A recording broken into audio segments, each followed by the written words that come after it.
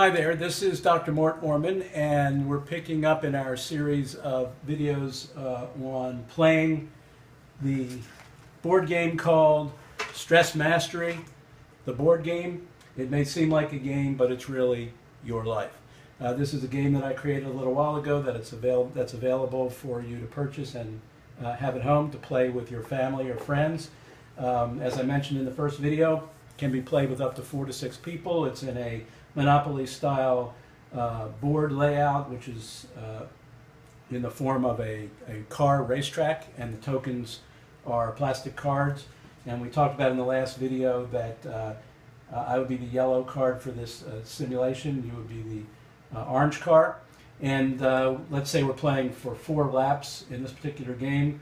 We would go around, and whoever gets to, and in order to win the game, you have to land on the start/finish square exactly with the roll of the dice. So as you get closer to the finish, it gets a little more difficult to actually achieve the victory. But the idea is to get ahead, get far enough ahead that you have some advantage to do that. So today I just want to simulate it. We'll simulate the two of us playing against each other. Obviously, you're not here to ask me questions, so I'll be the one asking you questions.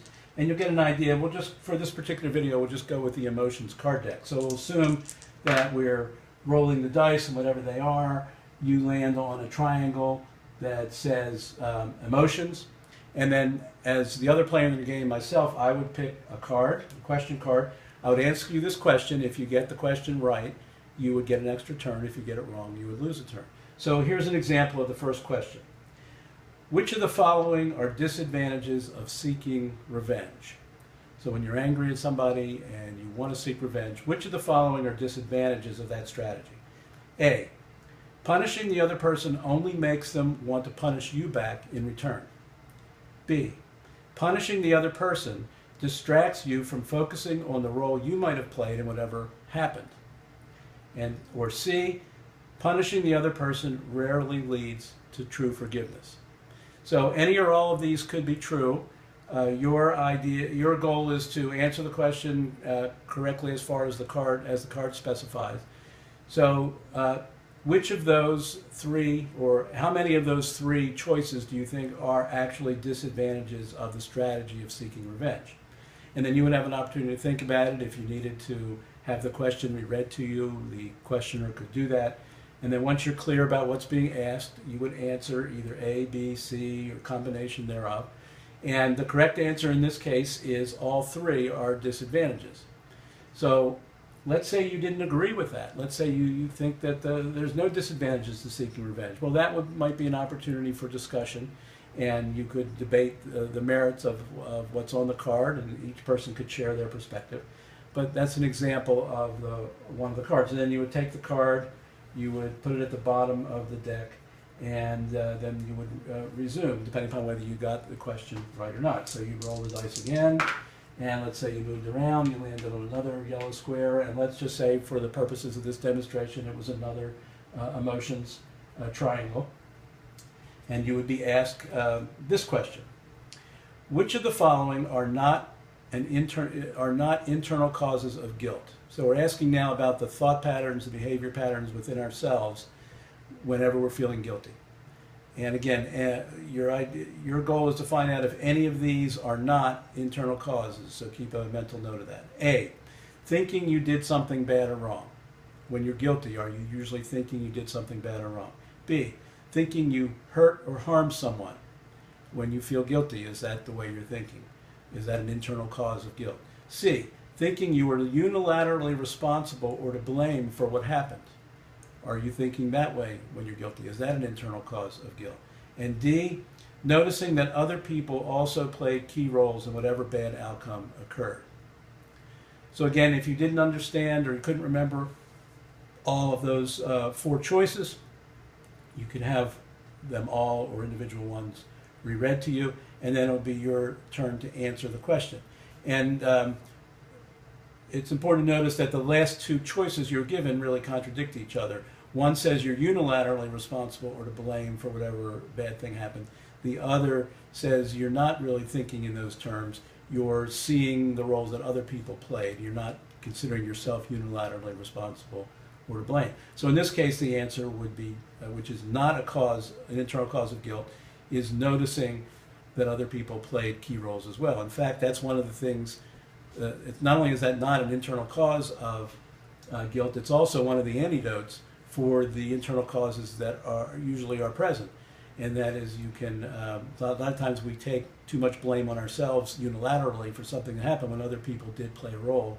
And it's important to notice that if that's the truth. So that's an example of another emotion question that you might get asked. And again, you would put that at the bottom. And then you would I would roll, and then if I landed on a triangle, you would ask me the question. And then you would roll again, and let's say you landed on another yellow triangle, and it's another emotions triangle. This is just for simulation purposes. The next question is a true or false question. So true or false? A good way to cure frustration is to stop trying to do things all by yourself and seek help from others who might know more than you do. So what do you think about that strategy for dealing with frustration? Do you think that's a good strategy or not a good strategy? And if you think it's a good strategy, then you would answer true. If you disagree with it, you'd answer false.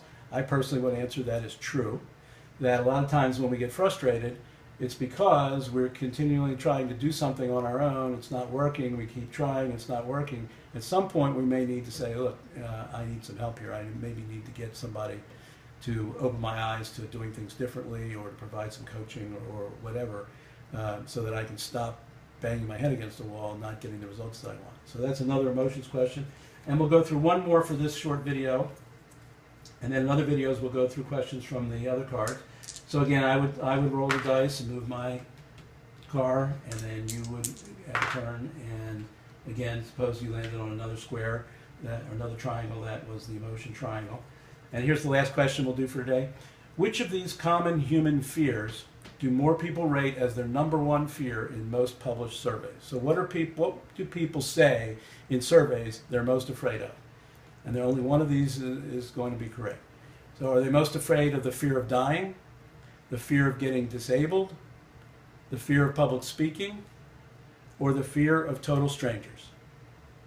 And you would answer, you pick the one that you think is the #1 fear that most people report. And this is kind of like Family Feud for this question.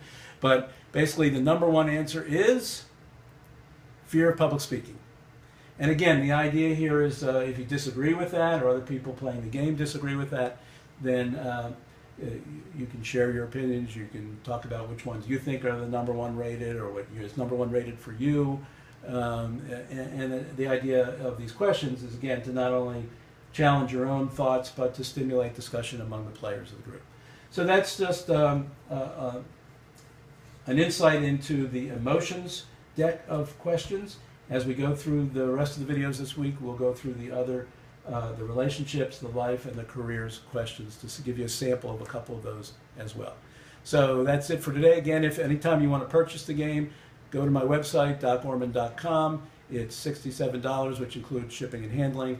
Go to the contact form on the website, leave me a message, and I will get back to you with instructions of how to get the game. Until next time, this is Dr. Orman. See you in the next video.